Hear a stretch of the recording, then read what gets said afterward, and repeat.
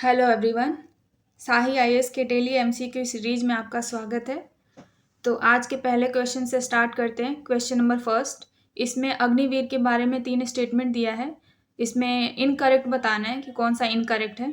तो पहला स्टेटमेंट है, the Agniveer are recruited through Agnipath scheme across the 3 services that army, navy, air force. दूसरा statement है, Agniveer family is entitled to receive pay for the remaining tenure from the date of death, amounting to over 13 lakhs, as well as contribution of 8 lakh from the Armed Force Battle Casualty Fund. तीसरा statement है, Seva Nidhi is a scheme which is contributed by the Agniveer approximate 30% of the equal matching contribution by the government. तो incorrect statement बताएंगे आप।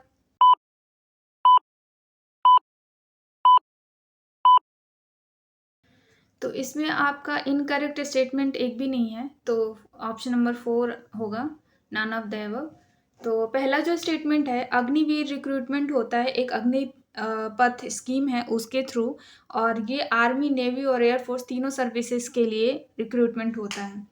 और दूसरा statement भी सही है कि 13 लाख एज वेल 8 लाख मिलता है उनको arm force battle casualty fund से 8 लाख मिलता है और 13 लाख का अमाउंट उनको मिलता है। और तीसरा स्टेटमेंट है कि सेवा निधि स्कीम्स जो है वो अग्निवीर 30% कंट्रीब्यूट करेंगे और बाकी जो कंट्रीब्यूशन होगा वो गवर्नमेंट की तरफ से होगा। ये एक इंश्योरेंस है, और भी बहुत सारे नॉन पेएबल इंश्योरेंस है जो अग्निवीर को मिलेगा आफ्टर डेथ ऑफ अग्निवीर, और जो उनके अमाउंटिंग होगा वो उनके डेथ के बाद जो उनकी फैमिली होगी उनको मिलेगा, और वो भी गवर्नमेंट देगी इनको। अगर अग्निवीर की डेथ होती है तो रिमेनिंग जो टेन्योर होगा उनको उसके पेमेंट मिलेंगे, गवर्नमेंट उसको उनकी पेमेंट देगी। ये एक्सप्लेनेशन है, आप एक बार पढ़ लेंगे। Question number two, consider the following statement about UN environment programme UNEP cool coalition. इसके बारे में स्टेटमेंट है, इसमें करेक्ट स्टेटमेंट बताना है आपको।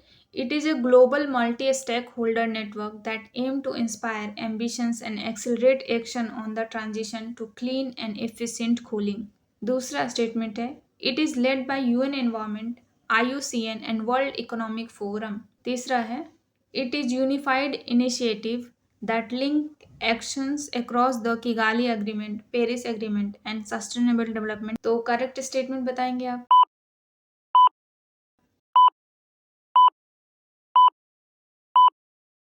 तो इसका बी ऑप्शन होगा, ओनली 2 स्टेटमेंट इज करेक्ट। जो पहला स्टेटमेंट है कि ये मल्टी स्टेक नेटवर्क है जिसमें नॉन गवर्नमेंटल जो होंगे, नॉन गवर्नमेंटल ऑर्गेनाइजेशन भी होंगे, जो बड़े बड़े बिजनेस हैं वो इन्वॉल्व होंगे, जो सिविल सोसाइटीज़ होंगी वो भी इन्वॉल्व होंगी। तो इसमें सारे मल्टी स्टेक्स होल्डर्स इन्वॉल्व होंगे। तो पहला स्टेटमेंट करेक्ट है। दूसरा स्टेटमेंट इनकरेक्ट है, बिकॉज ये यूएन इन्वायरमेंट इसमें lead by UN environment but not IUCN and world economic forum इसको लीड नहीं करता है। इसको यूएन इन्वायरमेंट करता है और क्लाइमेट चेंज करता है। तीसरा है कि ये इनिशिएटिव है एक्शन किगाली एग्रीमेंट जो हुआ था, जो किगाली अमेंडमेंट हुआ था, पेरिस एग्रीमेंट हुआ था, सस्टेनेबल डेवलपमेंट गोल होता है, ये सारे जो एक्शन होंगे, ये जो सारे इसके जो गोल हैं वो फुलफिल करेगा ये यूएन एनवायरनमेंट प्रोग्राम कूलिंग कोalition। इस सब के लिए है एक्शन। ये इसके 3 इनिशिएटिव होते हैं जो कि ये एडवोकेसी करेगा, एक्शन लेगा और नॉलेज एक्सचेंज करेगा। इसमें कूलिंग कोalition जो लीड करता है वो यूएन एनवायरनमेंट करता है, क्लाइमेट क्लीन एयर कोalition भी इसमें लीड करता है, और किगाली कूलिंग इफिशिएंसी प्रोग्राम और सस्टेनेबल एनर्जी फॉर ऑल। तो ये सारे तीनों चारों जो हैं वो लीड करते हैं। तो ये करेक्ट है, और इसमें मल्टी स्टेक होल्डर होते हैं जैसा कि पहला स्टेटमेंट करेक्ट था। इसमें एक्शन लेंगे और जो भी मेजर्स लेना है, जो भी जैसे यूएन 2019 क्लाइमेट चेंज समिट हुआ था, उसमें अभी तक क्या एक्सेलरेशन जो प्रोग्रेस हुआ है, क्या उसमें एक्शन लिया गया है मोबिलाइज करने के लिए, उसको इंस्पायर करने के लिए, एम्बिशंस उसका रखने के लिए कि इतना होना चाहिए, तो उसके लिए ये सारे हैं। तो चलते हैं नेक्स्ट क्वेश्चन पे अपने। नेक्स्ट क्वेश्चन है रिगार्डिंग द पार्लियामेंट के रिगार्डिंग ये दो स्टेटमेंट है। इसमें करेक्ट स्टेटमेंट आपको बताना है कि एमपी, पहला स्टेटमेंट है MP can submit up to 5 notices of questions both oral and written for a single days.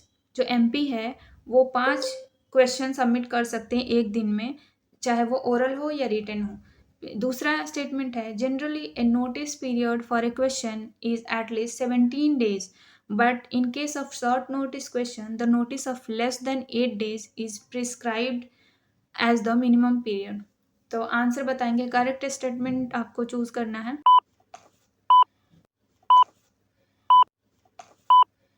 इसका 1 आंसर होगा।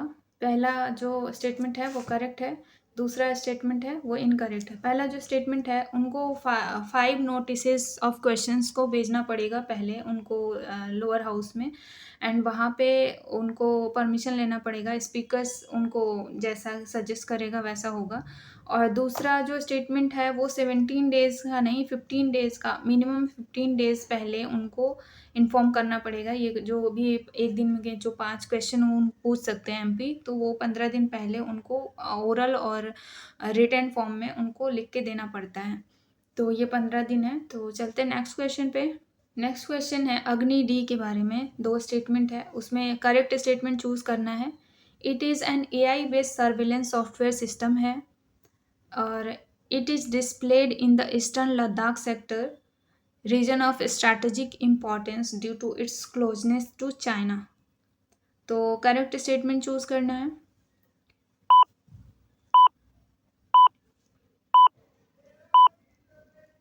यहाँ पे बहुत करेक्ट होगा, दोनों ही स्टेटमेंट करेक्ट है। ये एक एआई बेस्ड टूल है जो कि सर्विलेंस में यूज होता है, सॉफ्टवेयर सिस्टम्स है ये एक जो सर्विलेंस में यूज होता है।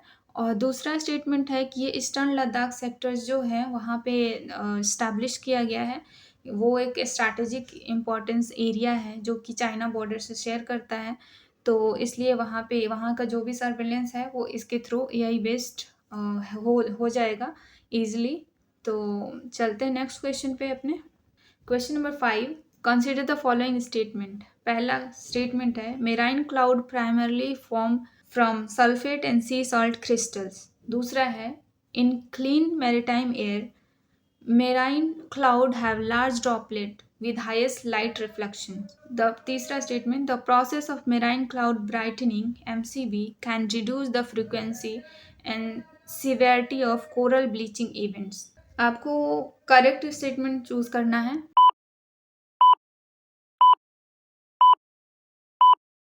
इसमें तीनों ही करेक्ट है, ऑल 3 आर करेक्ट, क्योंकि जो मेराइन क्लाउड होता है वो एक सस्पेंशन है, एक जो ड्रॉपलेट्स होता है, वाटर ड्रॉपलेट्स और सी साल्ट ड्रॉपलेट्स जो होते हैं वो आर्टिफिशियली एक सी सॉल्ट ड्रॉपलेट्स को एयर में सस्पेंड करते हैं, और उसके बाद जो ये सल्फेट है वो एक क्रिस्टल बनाते हैं। वहाँ पे जो एयर ड्रॉपलेट्स हैं वो कंबाइन होके ड्रॉपलेट बनाते हैं। तो उसके बाद बादलों का फॉर्मेशन होता है।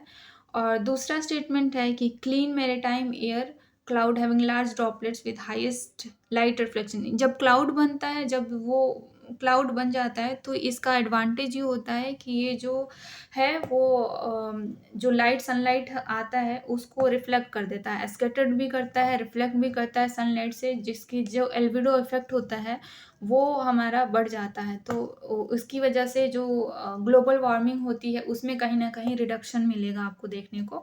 तो दूसरा स्टेटमेंट सही है, इसका पर्पस ही यही होता है कि वो ग्लोबल वार्मिंग में हेल्प कर सके। तीसरा स्टेटमेंट है कि जो क्लाउड ब्राइटनिंग है, मेराइन क्लाउड ब्राइटनिंग रिड्यूस करता है कोरल ब्लीचिंग इवेंट को। हाँ, जो कोरल ब्लीचिंग इवेंट एक्सेलरेट हो रहा है ग्लोबल वार्मिंग की वजह से, अगर लाइट रिफ्लेक्ट हो जाएगा ऊपर से तो ग्लोबल वार्मिंग कम होगा। उसकी वजह से जो सी में जो भी चेंजेस हो रहे हैं ग्लोबल वार्मिंग की वजह से वो कम होंगे, H+ आयन कम बनेंगे, जिससे एसिडिटी जो होता है, एसिडिफिकेशन ऑफ ओशियन जो होता है वो कम होगा, तो उसकी वजह से ब्लीचिंग भी कम होगा।